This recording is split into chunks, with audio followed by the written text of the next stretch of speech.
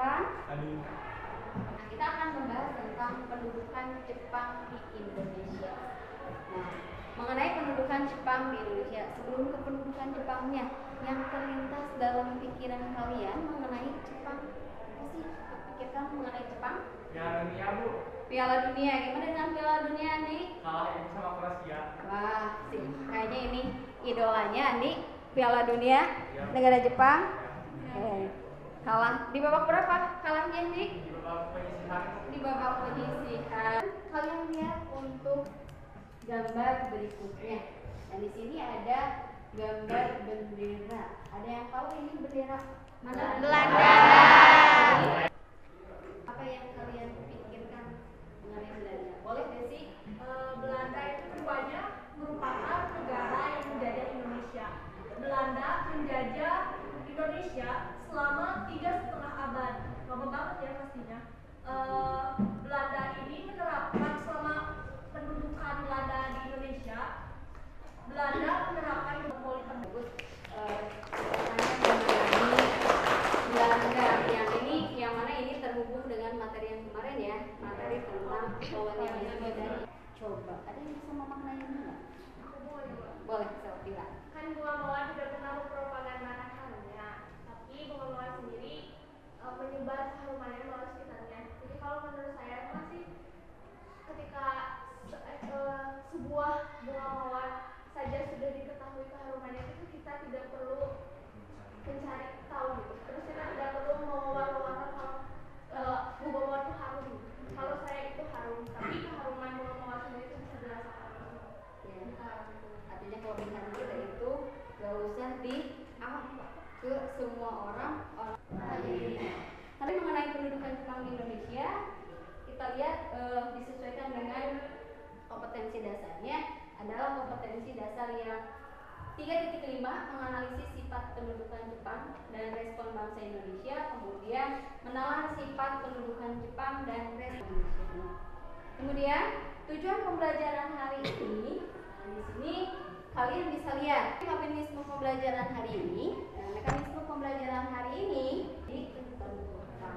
Kemudian tiap kelompok akan mengerjakan LKPD, lembar kerja peserta didik, dan yang ketiga di situ adalah bersama kelompok dan setelah dikerjakan akan dipresentasikan. Itu untuk mekanisme pembelajarannya. Nah, gimana sih untuk teknik penilaiannya? Keterampilan. Yo, what's up guys? Kembali dengan channel sejarah termantul dan mengenal. Kali ini kita akan membahas seputar penjajahan Jepang di Indonesia. Kira-kira gimana sih awal mula Jepang bisa masuk selama berabad-abad. Namun, penjajahan babak baru akan segera dimulai. Ada yang mau mencoba mengungkapkan? Wilayah Kalimantan Tarakan. Yang pertama kali adalah ke wilayah Kalimantan Tarakan, Kalimantan Barat ya. Coba Selvira boleh? Setelah penguasaan Belanda keluar dari Indonesia kembali menjajah periode baru oleh Jepang, di mana rakyat Indonesia pada saat itu merasa bangga karena ada kedatangan negara yang menjadi mereka, tetapi sudah diramalkan akan membebaskan penindasannya. Oke, terus ya. Jadi ketika Belanda ya, Asia Tenggara salah satunya ke wilayah Indonesia. Awal adalah masuk ada 3 gambar. Coba, ada yang tahu untuk gambar yang pertama? Boleh, Amel. Sei Pandangan matahari terbit yang Ibu Romusa. Ini Pada Perang Dunia Kedua gitu. gerakan propaganda yang dilakukan oleh Kekaisaran Jepang. Jepang. Yang ini hanya 3 tampilan saja. Nah, nanti tadi kan sama ibu udah dijelaskan ya, pembagian kelompok. Nah, kan diskusi yang berbeda-beda. Ya. Kelompok 1 di sini kalian lihat di dalam LKPD yang nanti ibu akan bagikan. Ya. Akan ibu berikan juga kepada kalian. Nah, kalian tinggal scan barcode saja di sini. Dan lagi buka barcode. Nah, barcode apa sih? Video, sediakan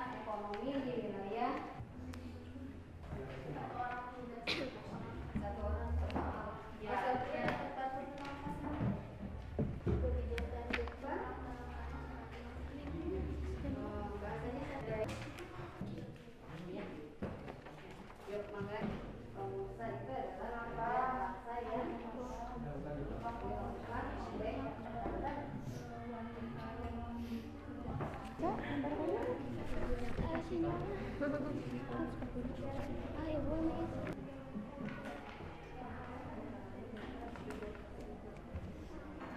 boleh ini dibagi dua dulu. Jadi biar Raisa sama dua orang nulisnya. Ya. Jadi biar cepat waktunya hanya 10 menit. Jadi yang ini dapat barcode dulu aja, informasikan ke sini.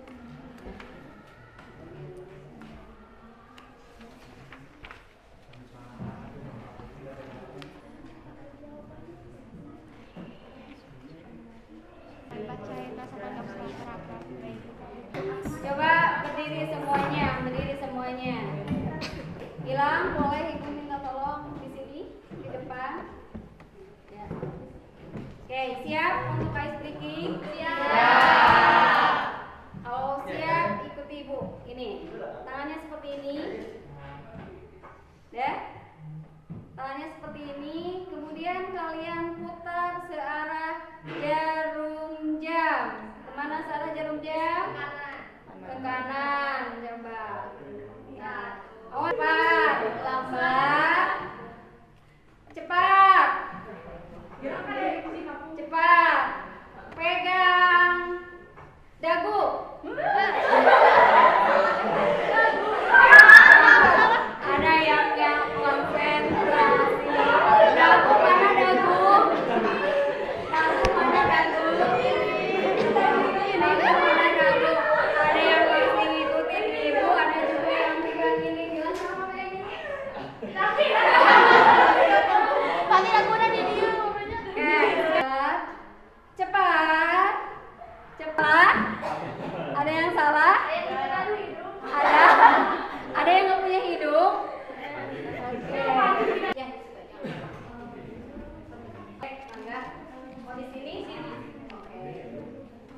Ya, assalamualaikum warahmatullahi wabarakatuh. Waalaikumsalam warahmatullahi wabarakatuh. Kami dari kelompok 1 ingin menjelaskan tentang awal pendudukan Jepang di Indonesia. Sebelumnya perkenalkan dengan saya akan membahas mengenai materi awal kependudukan Jepang di Indonesia dengan 4 poin pertanyaan. Penyelesaian dari hasil diskusi kami sesuai dengan sumber-sumber yang telah diberikan.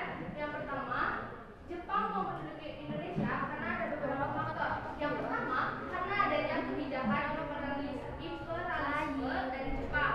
Yang kedua, karena adanya filosofi Hakko Ichiku. Dan yang ketiga, karena adanya mana Jepang ini sebagai blokade dari sekutu. Setelah itu, apa sih potensi yang dimiliki Indonesia dalam pandangan Jepang? Tidak lain dan tidak bukan potensi yang selalu diincar oleh bangsa Eropa sendiri, yakni adalah kayanya Indonesia akan sumber daya alam, di mana sumber daya tersebut seperti minyak bumi, batu bara, berbagai macam energi. Ada benda dengan melakukan gerakan 3A. Satu, Nippon Cahaya Asia, dua, Nippon Pemimpin Asia, dan Nippon Pelindung Asia. Yang kedua, membebaskan Indonesia dari penjajahan Eropa. Kemudian mereka Kebanyakan adalah dengan melihat kronologi kedatangan Jepang yang sangat cepat menguasai wilayah Indonesia dengan waktu yang cepat pula, adakah latar belakang yang lain selain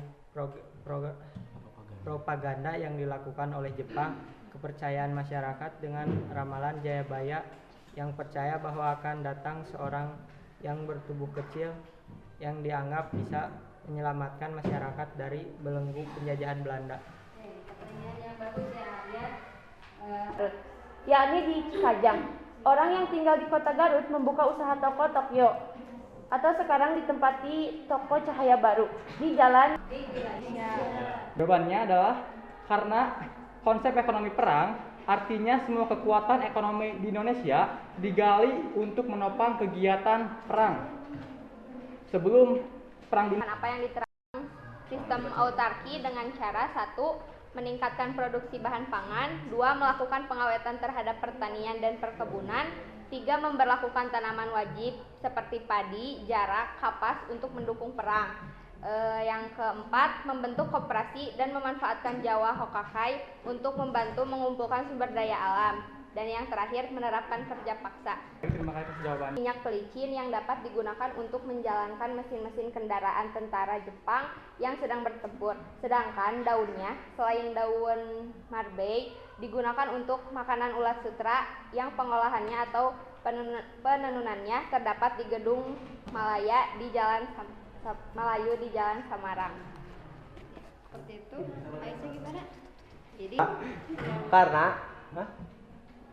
alasannya karena ketika datang ke wilayah Indonesia tidak membawa para pekerja, buruh atau petani karena mereka akan memanfaatkan Indonesia atau bangsa Asia lainnya yang membantu dengan alasan persemakmuran bersama Asia Timur Raya. Romusa dalam istilah Jepang adalah pekerja atau pekerja paksa. Romusa direkrut dari pemuda desa atau petani Jawa Tengah dan Jawa Timur. Selain bekerja untuk mengeksploitasi hasil bumi Indonesia, mereka juga dipaksa untuk membangun fasilitas dan kepentingan mengarah pada matahari terbit. Hal ini wajib dilakukan oleh bangsa Indonesia pada masa pendudukan Jepang. Jepang menginginkan penduduk Indonesia melakukan seikere karena tradisi ini sebagai wujud penghormatan terhadap Kaisar Jepang. Banyak pertentangan muncul karena tradisi seikere sekolah rakyat atau kokumin buko pada organisasi semi militer. Orang Jepang. Pemerintahan Jepang melarang rakyat pribumi untuk menghentikan semua bentuk perkumpulan, dan Jepang akan mengendalikan seluruh organisasi nasional dan dalam bidang politik pemerintahan. Propaganda yang dilakukan Jepang adalah melakukan gerakan 3A, yaitu Nippon Cahaya Asia, Nippon Pemimpin Asia, dan Nippon Perlindungan. Jabatan tertinggi dalam sebuah lembaga tetap dipegang oleh orang Jepang. Yang keempat adalah membentuk badan pertimbangan. Mengatakan bahwa Jepang tidak ingin menjajah Indonesia dan ingin kerjasama untuk membebaskan Asia dari penjajahan bangsa-bangsa. Mungkin itu saja dari kelompok kami. Mohon maaf bila ada kesalahan kata atau kurang yang didapatkan ya mengenai pembelajaran bagaimana ternyata banyak sekali jejak-jejak peninggalan yang muncul yang ada di wilayah Garut ya tentunya. Kalau Indonesia jelas ini ya Ibu dekatkan ke wilayah adanya Jepang di negara Indonesia sebagai negara kolonialisme, yakni dapat dianalogikan bahwa penjajahan Jepang ini adalah manis di awal, pahit di akhir. Karena berbagai pengaruh, berbagai kebijakan yang sudah diterapkan oleh Jepang ini. Lihat tadi ada kebijakannya yang ternyata membawa dampak positif dan juga membawa dampak negatif. Nah, kita sendiri dan juga kebutuhan Jepang ketika perang. Apakah ini kebijakannya kebijakan kita di dalam kehidupan sehari-hari, kita harus bisa memenuhi kebutuhan kita dan juga kita harus melihat ya bagaimana untuk kedepannya kita kan. Nah kalau kita ambil nilai positifnya 5 menit cukup ya. Sudah selesai? Sudah. Kalau sudah, alhamdulillah ya untuk pembelajaran hari ini kita sudah selesai. Terima kasih untuk pertemuan hari ini. Siap duduk. Sebelum pulang dan sesudah belajar, alangkah baiknya kita berdoa. Berdoa di dalam hati. Berdoa selesai. Ucap salam. Assalamualaikum.